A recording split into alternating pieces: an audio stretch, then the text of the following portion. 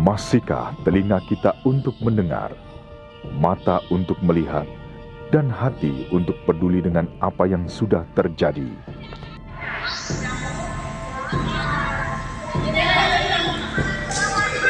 Malaria masih menghantui kita. Kedua, dia jadi sakit. Ketiga, Salah satu masalah kesehatan masyarakat di dunia, termasuk Indonesia, adalah malaria. Malaria penyakit yang telah lama dikenal masyarakat. Setiap tahun, lebih dari 500 juta penduduk dunia terinfeksi malaria, dan lebih dari 1 juta orang meninggal. Malaria telah menjadi masalah global dan harus diwaspadai.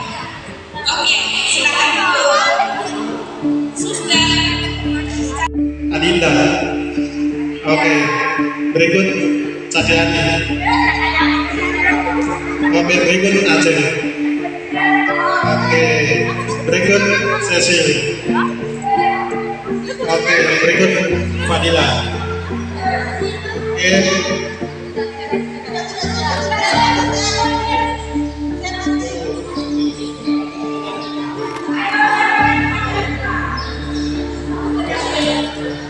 Oke, berikut Kosi. Oke. Oke, berikut Siani. Siani. Siani. Oke. Oke, Assalamualaikum Pak. Oke. Berikut Ali. Ali. Berikut. Malaria adalah penyakit menular yang menjadi masalah yang tak kunjung usai di negeri ini. Dan penyakit yang ditularkan oleh nyamuk Anopheles ini dapat menyerang siapa. Dan penyakit ini juga dapat menyebabkan tingginya angka kematian bayi, balita, serta wanita hamil. Juga dapat mempengaruhi turunnya produktivitas sumber daya manusia. Di Indonesia, hingga tahun 2009, sekitar 80% kabupaten kota masih menjadi endemis malaria, dan hampir separuh penduduk Indonesia bertempat tinggal di daerah yang berisiko tertular malaria.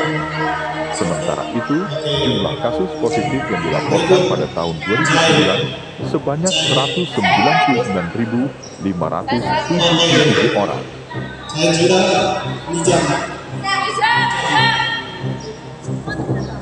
Oke, mungkin Bapak lihat ini. Coba atur di sebelah sana.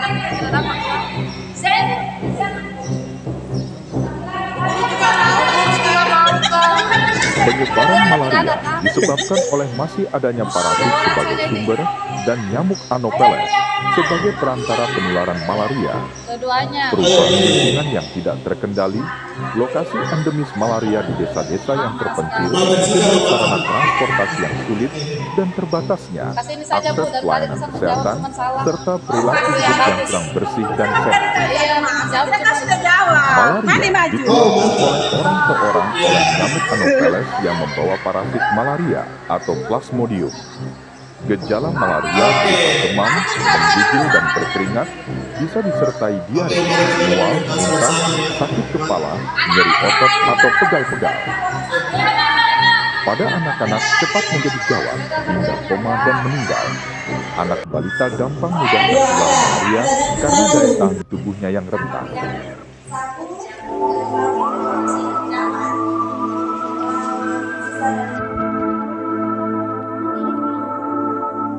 Begitu seriusnya negeri ini ingin bebas dari malaria, sampai-sampai apa yang kita peringati sebagai Hari Kesehatan Nasional adalah hari di mana kampanye anti-malaria pertama kali diluncurkan, yang dikenal dengan Komando Pemberantasan Malaria atau KOPEM.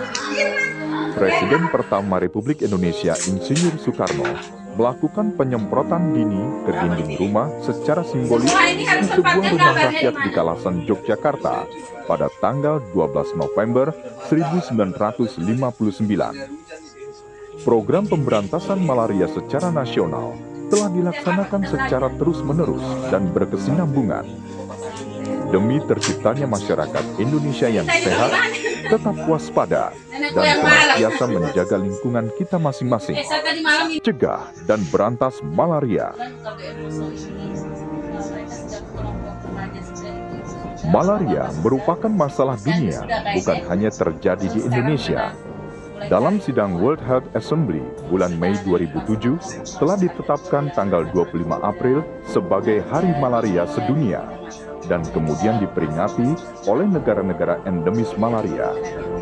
Peringatan ini dimaksudkan untuk lebih meningkatkan advokasi, edukasi, dan sosialisasi sebagai upaya pengendalian malaria di berbagai negara. Mengingat demikian pentingnya pengendalian penyakit ini.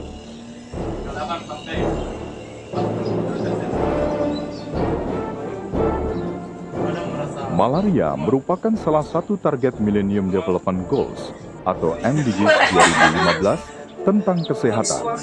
Indikator dalam MDGs 2015 adalah 1. Mobilisasi sosial yang berfokus pada meningkatkan kesadaran masyarakat tentang intervensi pencegahan dan pengendalian malaria. 2. Memperkuat pelayanan kesehatan dalam pencegahan, pengendalian, dan pengobatan. Ketiga, meningkatkan kapasitas sumber daya manusia di semua aspek.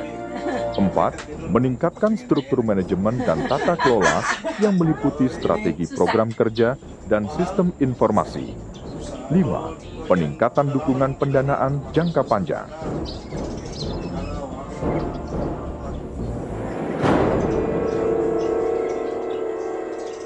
Kan tidak ada itu. Sama ini juga mesin fogging. Menyadari malaria merupakan ancaman yang serius terhadap pembangunan, khususnya pembangunan sumber daya manusia. Untuk itu, perlu dilakukan eliminasi malaria. Sesuai dengan amanat PP nomor 38 tahun 2007 bahwa Menteri atau Kepala LPMD, lembaga pemerintah non-departemen, menetapkan norma, standar, prosedur, dan kriteria. Telah ditindaklanjuti dengan keputusan Menteri nomor 293/SK/MIN/4 tentang eliminasi malaria di Indonesia. Di samping itu, terdapat surat edaran Menteri Dalam Negeri tanggal 8 Februari 2010 kepada Gubernur, Bupati, Wali Kota untuk mempedomani keputusan Menteri tersebut. Ketika dia ada di dalam tubuh manusia menyebabkan sakit, ya, atau mau anak-anak, mau laki-laki, mau perempuan, mau bayi, orang besar, ya, mau ibu hamil, siapa saja bisa kena malaria. Eliminasi malaria adalah upaya menghentikan penularan malaria dalam satu wilayah geografi tertentu. Dengan adanya eliminasi malaria, maka terwujudnya masyarakat yang dapat hidup sehat serta terbebas dari penularan malaria secara bertahap sampai dengan tahun 2030. Kamar mandinya, airnya jarang dikuras, ya. Jadi mulai sekarang kita harus biasakan untuk hidup bersih dan ya kenapa? Kepala terus sebelahnya.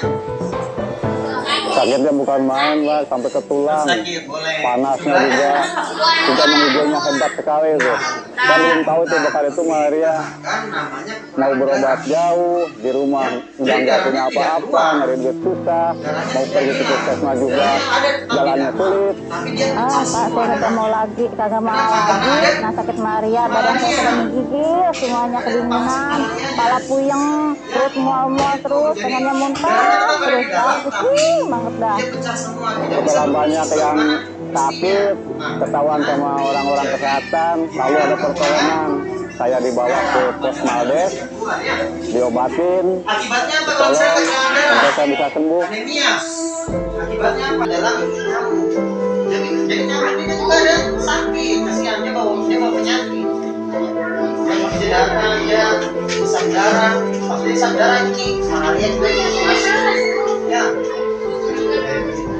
Jadi yang menyebabkan sakit itu karena di gigitan nyamuk. Malaria adalah salah satu masalah kesehatan yang utama di Indonesia, bahkan di tingkat global. Bukan saja karena jumlahnya cukup banyak, tetapi juga karena kerugian ekonomi yang ditimbulkannya.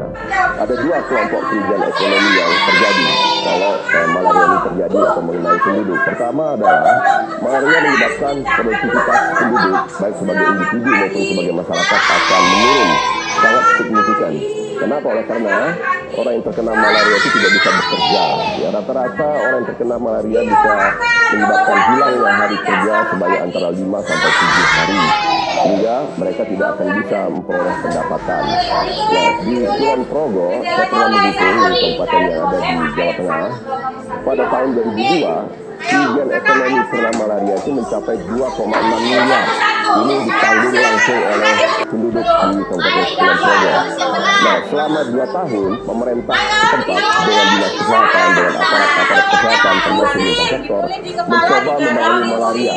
Sehingga pada tahun 2004, jumlah kasus bisa diturunkan yang semula sebanyak 2.900 pada tahun 2002 menurun menjadi sekitar 500 pada tahun 2004. Nah, saya menghitung berapa kerugian ekonomi dari penurunan kasus malaria ini.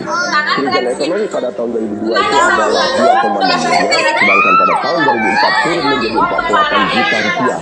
Jadi bayangkan itu, dalam 2 tahun kita sudah memperoleh kerugian ekonomi sebanyak 2,2 miliar rupiah. Nah, kemana keuntungan ini larinya? Itu langsung diterima oleh penduduk. Oleh kenapa? Oleh karena dia tidak perlu lagi berobat, ya, sekali berobat dengan rata-rata hampir 30.000 rupiah. Kemudian ada lagi ongkos transport. Nah, saya menghitung ini. Jadi dia tidak perlu berobat, tidak perlu mengeluarkan ongkos untuk pergi berobat, kemudian bisa bekerja. Keuntungannya mencapai 2,6 miliar di dalam tempo 2 tahun. Ya, keuntungan ini langsung dinikmati oleh penduduk, para petani, para buruh, ya, para pekerja, itu langsung diterima oleh penduduk tersebut. Tadi saya katakan, malaria juga menjadi masalah dunia, masalah global. Oleh karena itu, di dalam Millennium Development Goals, ya, ditetapkan bahwa malaria adalah salah satu penyakit yang perlu diperangi. Seperti kita ketahui, MDG atau Millennium Development Goals ini adalah salah satu upaya dunia, upaya yang telah mendapat komitmen dari pemimpin dunia dalam rangka memerangi kemiskinan. MDG itu tujuannya adalah mereduksi kemiskinan sebesar 50% pada tahun 2015 dibandingkan dengan keadaan pada tahun 2000. Nah, pertanyaannya, kenapa malaria berkaitan dengan kemiskinan? Jawabannya adalah oleh karena tadi, pertama dia menimbulkan kerugian ekonomi yang sangat besar. Ya, buruh, nelayan, petani tidak bisa bekerja sehingga mereka terperangkap pada keadaan miskin tersebut.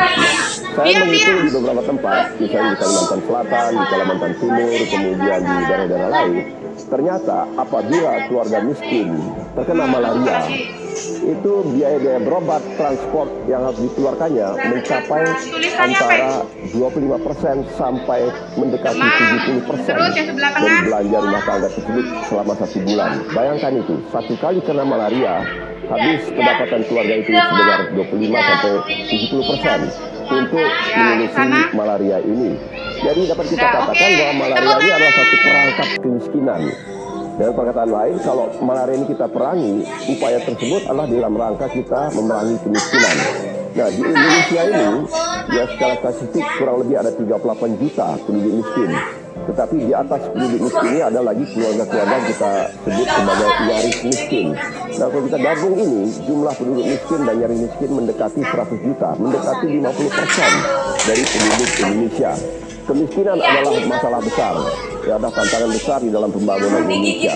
Dan malaria adalah sangat penting kita basmi, ya, sebagai salah satu upaya untuk mereduksi kemiskinan tersebut.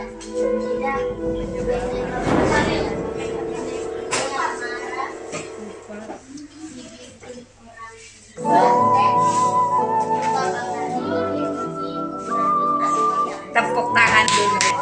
Menyadari bahwa malaria merupakan ancaman serius untuk bangsa dan negara, pemerintah melalui Kementerian Kesehatan Republik Indonesia telah melakukan berbagai upaya penanggulangan malaria.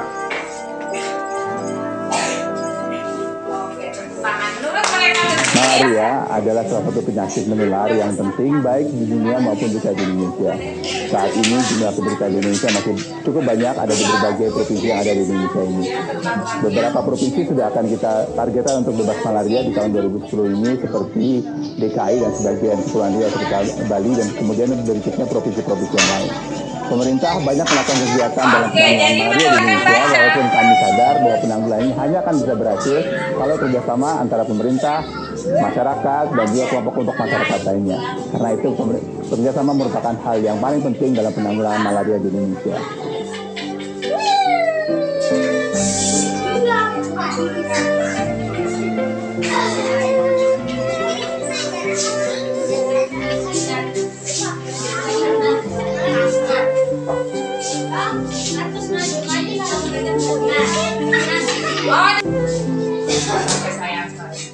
Indonesia saat ini telah melaksanakan kegiatan terintegrasi pencegahan dan pengobatan malaria. Saat ini telah dilaksanakan 3 teknologi baru yang sudah disepakati secara internasional dalam pengendalian malaria, seperti kelambu berinsektisidal dengan efektivitas jangka panjang atau long-lasting insecticidal nets. Kelambu ini berfungsi sebagai pelindung terhadap gigitan nyamuk malaria pada saat orang tidur. Rapid Diagnostic Test, yaitu alat diagnosa malaria dengan cara yang sederhana dan cepat yang digunakan pada daerah terpencil atau kejadian luar biasa. Dan obat anti-malaria baru, artemisinin combination therapy, yang merupakan metode pengobatan malaria menggantikan obat lama. Nomor 1. Yang tidur Saya siapa mengharapkan saja? agar keluarga dapat tidur di dalam kelambu itu, karena kelambu itu bisa mencegah dari gigitan nyamuk. Itu hal pertama yang perlu dilakukan oleh masyarakat. Yang kedua, kalau masyarakat, anggota keluarga ada keluhan demam, segeralah dibawa berobat ke fasilitas kesehatan yang terdekat, agar petugas kesehatan dapat mengetahui apa penyakit demam itu, apakah mungkin malaria atau yang lain, dan kemudian dapat diobatinya. Hal yang ketiga, kalau petugas kesehatan menduga malaria atau kita sebut sebagai suspek malaria, maka petugas kesehatan akan melakukan pemeriksaan darah, baik dengan rapid diagnostic test atau kemudian dicari parasit malaria di dalam mikroskop. Dengan pemeriksaan ini, maka petugas kesehatan dapat mengetahui apakah seseorang menderita malaria atau tidak. Tentu saja pemerintah sudah menyediakan juga alat-alat ini di berbagai fasilitas kesehatan yang ada. Serta yang keempat, kalau memang ternyata sakit malaria, maka pemerintah menyediakan obat yang disebut sebagai ACT, obat kimia yang diberikan kepada pasien. Dari hasil penelitian dari berbagai perguruan tinggi dan juga lembaga ilmiah sudah diketahui bahwa obat-obat yang diberikan untuk penderita malaria di Indonesia adalah sesuai untuk menanggulangi kasus-kasus malaria yang ada di Indonesia. Saya menghimbau agar masyarakat bersama-sama pemerintah melakukan berbagai kegiatan bersama untuk penanggulangan malaria di Indonesia. Upaya eliminasi malaria di Indonesia tidak bisa diselesaikan oleh sektor kesehatan saja, namun memerlukan kerjasama dari berbagai sektor. Multisektor terdiri dari pemerintah daerah, organisasi profesi, LSM, pihak swasta, dan lembaga donor dapat berperan untuk mendukung dalam eliminasi malaria sesuai dengan